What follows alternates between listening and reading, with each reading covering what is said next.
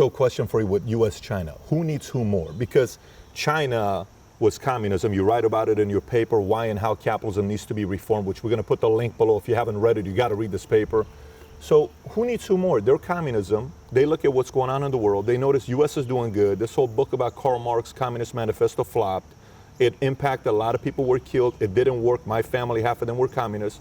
Then they look around, Russia says, hey, Reagan comes, maybe you got to consider capitalism. Russia kind of starts doing it now. China's looking at it. They keep communism at the power at the top where there's not really freedom of press.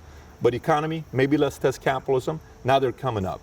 Isn't the leader still U.S. where they rely on U.S. even though if they want to compete against them? Because I know this whole plan they have with Made in China 2025 with IP and all these things they're taking with the whole plan. I'm sure you've read about it. But my question for you is simple. Who needs who more? I spend a lot of time in China, and I know leaders, and I see both perspectives, and I want to try to be as accurate as I possibly can in painting those perspectives, okay?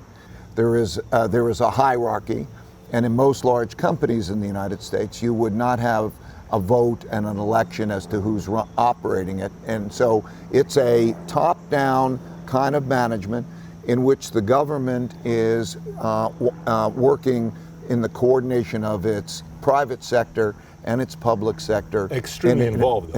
Right, exactly. And they would say, it seems so crazy not to be. I mean, so a leader of China described it as follows, okay? He said, and this will help you understand the Chinese mentality. And because you know Iran and you know the United States, if one needs to suspend biases in order to try to hear the other's perspective. And so what a leader in China described to me, he said, the essence of the difference between the United States and China is what is the unit that matters. In the United States, it is the individual. It is individualism, and it is the individual. And everything is bottom up.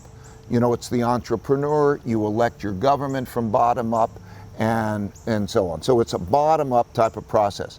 Companies are put together by people who all want to make money together. They find it and they come together and they make it bottom up, but it's bottom up. If you want to build a highway, okay, individual property rights will matter a lot more in the United States. So an individual can almost stand in the way of that highway being. If you have a mission to get something done, individuals can stand in the way or facilitate it. So that's bottom up. And he said in China, the unit is the family. And if you understand Confucianism is for China what Judeo-Christian roots is for the United States. And that starts with the family, and it says, if you know how to run your family well, and there are rules for running your family well, according to Confucius, and then you know how to interact with your family, interacting with the greater society, you have order. But it's very paternal. Paternal means, okay, your responsibility, it's top down.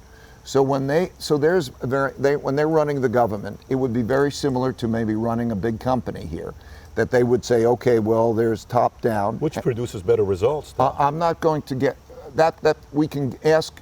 But I understand the philosophy where you're going with this. So it's top down. So it's a complicated question.